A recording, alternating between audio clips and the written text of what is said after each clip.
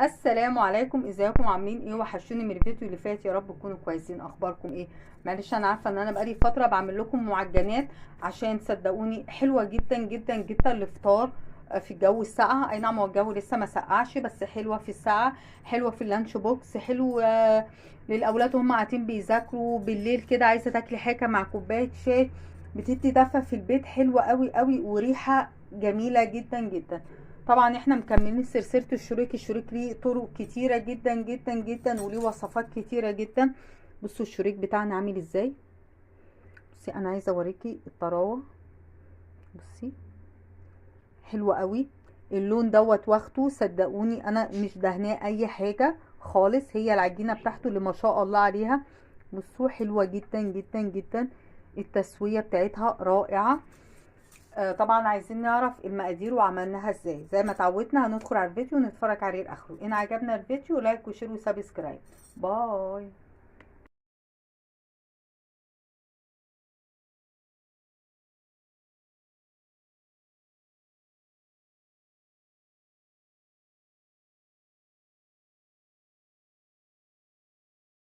طيب ونقول بسم الله نتوكل على الله. ده كيلو دقيق. بيتهيألي انتوا مقادير العجينه نوعا ما حفظتوها ليه.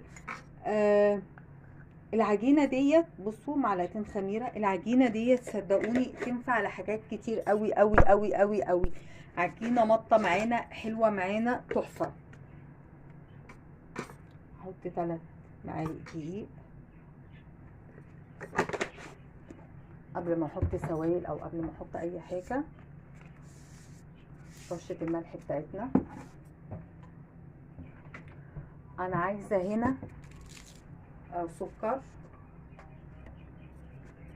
فانا هحط 1 2 3 4. حطيت حوالي نص كوبايه سكر على كيلو دقيق، حوالي نص كوبايه سكر، عشان الشريك دوت انا عايزه العجينه نفسها يكون فيها تسكيره. خلاص قلبت بس المكونات دي كلها.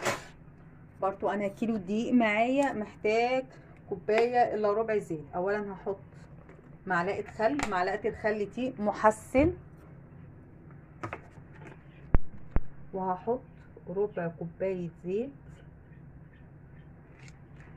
او ازيد من ربع شويه، وهعجن بميه دافيه، واخر شويه زيت هحطهم في الاخر. بصوا يا حبايبي هشغلها بس يختلط المكونات دي الاول مع بعض، وبعد كده هحط الميه واحده واحده. يعني كيلو الدقيق هياخد حوالي 3 كوبايات ميه، بس برضو دقيق عن دقيق يختلف، فاحنا نحط الدقيق واحده الميه واحده واحده ونشوف.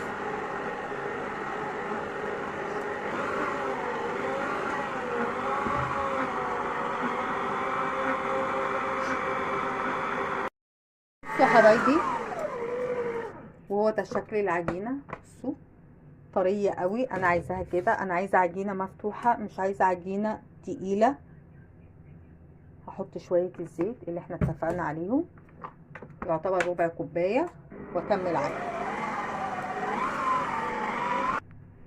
بصوا يا حبايبي وده شكل العجينه. انا بس حطيت لها شويه زيت عشان يطريها ويلمعها، وانا مش عايزه احط لها اي دقيق خالص. انا عايزاها عجينه. بصوا عامله ازاي.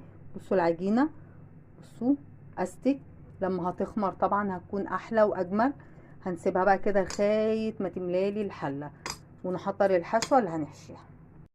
بصوا من حلاوه العجينه وطراوتها، هي طلعت بره العجان، وبصوا قاعد ازاي، حلوه قوي قوي. بصوا طريه، بصوا ملمسها ناعم قوي قوي. بصوا حلوه. مش عايزه برضو اهبط التخمير اللي فيها. بصي بتدلق دلق كده ما شاء الله عليها، جميله قوي. بصوا العجان فاضي. بصوا انا عشان الاضاءه فمرتبطه بالرخامه ديت، مش هعرف اروح للرخامه الكبيره، فانا هقطعها حتت صغيره بحيث ان انا اعرف افردها لكم واقول لكم ازاي تشكلوها. بصوا انا ما بطيعش تخميرها، بحاول على قد ما اقدر ان انا المها بس من غير ما اضيع التخمير بتاعها. بسم الله. بصوا هي لسه بتشبط في ايدي شويه، وهو ده اللي انا عايزاه. انا مش عايزاها عجينه مقفوله، لا. هنتعمل بالزيت، يعني هدهن الترابيزه عندي زيت، وايدي هدهنها زيت عشان اعرف اتعامل معاها.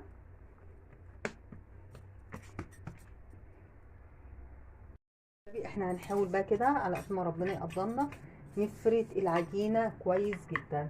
بصوا يعني انا اهو من غير النشابه، بصوا بايدي، بصوا طراوه العجينه وحلاوتها حلوه جدا جدا. انا عايزاها على قد ما نقدر كده شكل مستطيل او مربع مش مدور. خلاص بصي فردناها على قد ما نقدر، مفيش مشكله لو اتقطعت، كده كده هتبقى رول معانا فمش كارثه.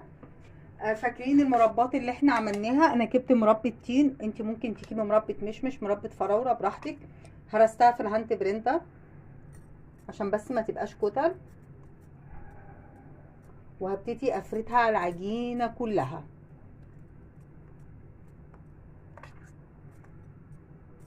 انا مش عايزه طبقه كتيره، يعني مش عايزه سمك في المربى، بس انا عايزه افردها على العجينه كلها. بصوا من حلاوه العجينه هي عماله تاخد وتدي معايا. بصي الحشوه دي الحاجه اللي تعجبك، وممكن بالعجينه ديت، هي ما فيهاش زبده بس ممكن تعملي بيها السينابون.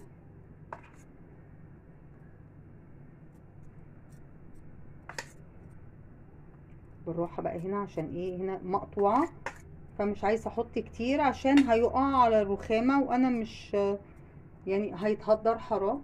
اهو خلاص انا فردتها حلوه قوي كده.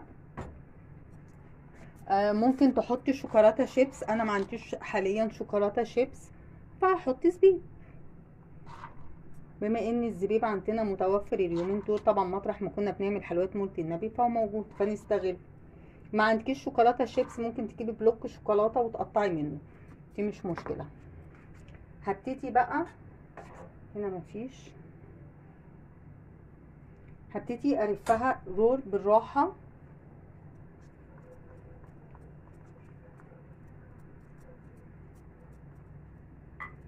بصي هي هتلاقيها يعني هتبتدي تلم معاكي. نخلي بالنا بس لو حته اتقطعت من يعني ما عندنا كده في العجينه زي ما عندي كده، فنحاول بس نظبطها. بسم الله. بصي لا مش هعرف. بصوا هنيجي للحرف، بصوا انا بعمل ايه،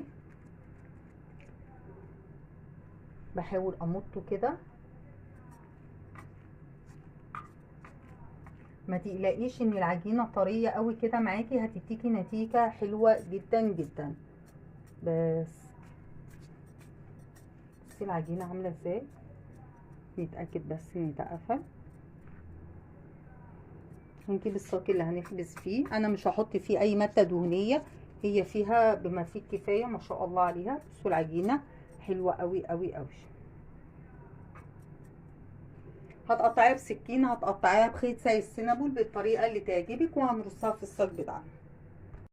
طيب واحنا كده خلصنا الكميه، عملنا 4 صاجات. في حاجتين انا حبيت اعملهم. اولا ما حبيتش اقفلها زي السينابول من تحت، يعني بصوا هنا الشكل دوت، بصوا هنا مفتوحه ازاي. انا عايزاها تكون طالعه بشكل عشوائي، مش عايزاها شكل منظم قوي. خلاص. تاني حاجه اخر رور عملته، حطيت المربى صحيحه مش صحيحه، ما ضربتهاش بالهاند برينتر، عايزه اشوف بس قوامها او هي هتكون عامله ازاي. فطول خطوتين انا حبيت اقول لكم عليها. هسيبهم يخمروا كويس جدا لغايه ما يتضاعفوا، نحطهم على الفرن درجه حراره 200 او اعلى من 200. انا عايزه درجه حراره عاليه عشان ما ياخدوش معايا وقت وتفضل العجينه طريه. هسيبهم يخمروا واسويهم وارجع لكم. وبعد ما طلعوا وبردوا شويه، يعني اهم حاجه اهم حاجه اي فوطه عندك، فوطه حته نظيفه، اي حاجه تعجبك تكون مخصصه للمطبخ، بنبلها بنعصرها كويس جدا جدا، بنغطي بيها المعجنات. بصوا بقى النتيجه بتبقى عامله ازاي. بصوا بدل بتدوسي عليها كده وبتردي معاكي تاني تعرفي ان هي السوا بتاعها مظبوط. بصوا من تحت عامله ازاي. بصوا انا مش دهنه الصينيه اي حاجه، انا مكتفيه بالماده الدهنيه اللي انا كنت حطاها، بس طبعا دي فيها مربى فالمربى والزبيب عمل سكر، فواحده واحده كده تسلكيها واحده واحده. ما فكتش، شكلها حلو قوي، حلزوني كده، شكلها جميل جدا، ما فكتش.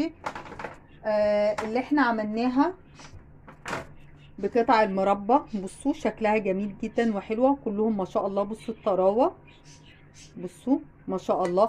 اللون دوت هي واخداه من غير ما تهنوا اي حاجه. انا ما بحبش الصراحه البيض فدوت، وانا مش دهناها اي حاجه. انت عايزه تدهنيها بصفار بيضه مع معلقه نسكافيه لبن بودره، عايزه تدهني الوش براحتك، بس هو في الفرن هياخد معاكي اللون دوت من غير اي حاجه. ما تنسيش ان احنا، بصوا تنسيش ان احنا حاطين في العجينه نفسها سكر. يا رب وصفه النهارده تكون خفيفه وسهله على قلبكم. السلام عليكم ورحمه الله وبركاته.